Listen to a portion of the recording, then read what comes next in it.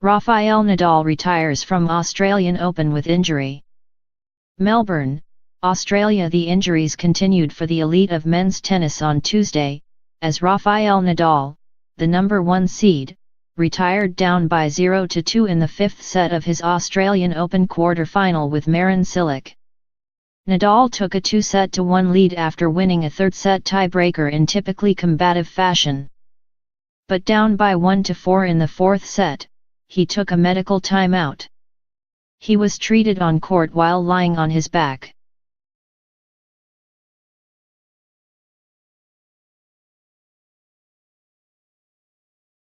Trainer Per Bastholt worked on Nadal's upper right leg. At one stage, Nadal placed a towel over his face while he was grimacing in pain. He returned to the court, and after losing the 4th set, he began hobbling between points as Cilic, the powerful 6th-seeded Croatian, continued to take big risks with his ground strokes. Restricted in his movement, Nadal continued to fight for the next 2 games, but after Cilic hit a forehand passing shot winner to break his serve in the second game of the final set, Nadal took off his headband, walked to the other side of the net and informed the chair umpire Eva Astiriki-Moore and Cilic that he was retiring, with Cilic leading by 3-6, 6-3, 6-7, 5, 6-2, 2-0. Nadal said he was still uncertain about the exact nature of his injury but said he was feeling pain high in his right leg. Not the hip, said Nadal, who plans to have a magnetic resonance imaging test on Wednesday. In the semi-finals, Cilic will face Kyle Edmund, an unseeded player from Britain, who upset number 3 seed Grigor Dimitrov, 6-4, 3-6, 6-3, 6-4, earlier in the day in Rod Laver Arena. Nadal's retirement means there will be no rematch with Roger Federer in this year's Australian Open final. Federer beat Nadal in a 5-set thriller in 2017 to win the title, but Federer, who will face Tomas Berdych in the quarter-finals on Wednesday, is now the only member of the so-called Big Five who is still in contention at Melbourne Park. The years of competing at the highest level are taking their toll on that elite group.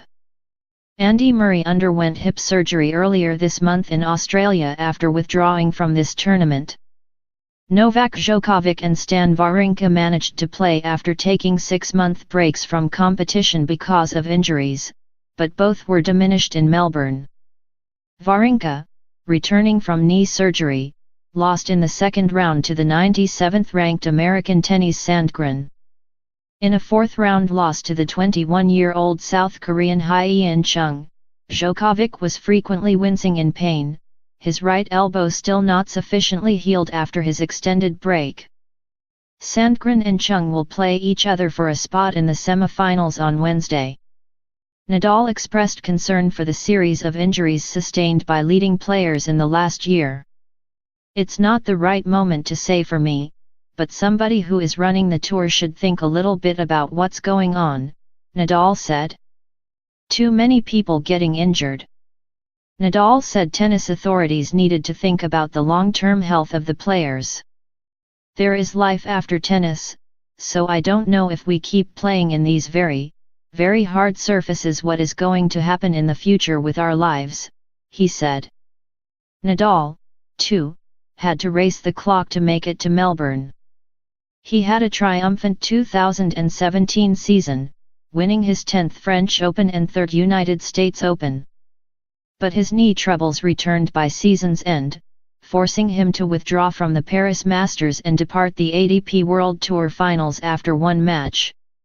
Recovery was slower than Nadal hoped or expected, and at the start of 2018 he withdrew from a planned exhibition event in Abu Dhabi and an official tournament in Brisbane, Australia. This was the first time Nadal had arrived at the Australian Open without playing a warm-up event, but he successfully navigated the first week, dropping just 1 set, to Diego Schwartzman in the 4th round. "I worked hard to be here," Nadal said. "We did all the things that we believed were the right things to do to be ready. I think I was ready. I was playing OK. But his body, his strength, and his weakness, began to break down again in the third set Tuesday. Start to feel the muscle a little bit tired in the third, but playing normal, no limits, no limitation, Nadal said. Then in the fourth at one movement, one drop shot I think, I felt something. At that moment, I thought something happened, but I didn't realize how bad. It would soon become clear, and the capacity crowd in Laver Arena began to groan and gasp as they watched him miss usually routine shots. Tough moments, Nadal said. I am a positive person, and I can be positive, but today is an opportunity lost to be in the semi-finals of a Grand Slam and fight for an important title for me, no. Injuries have spoiled Nadal's chances at the Australian Open in the past. In 2010, in his only other retirement from a Grand Slam singles match, he stopped his quarter-final against Murray because of a knee problem.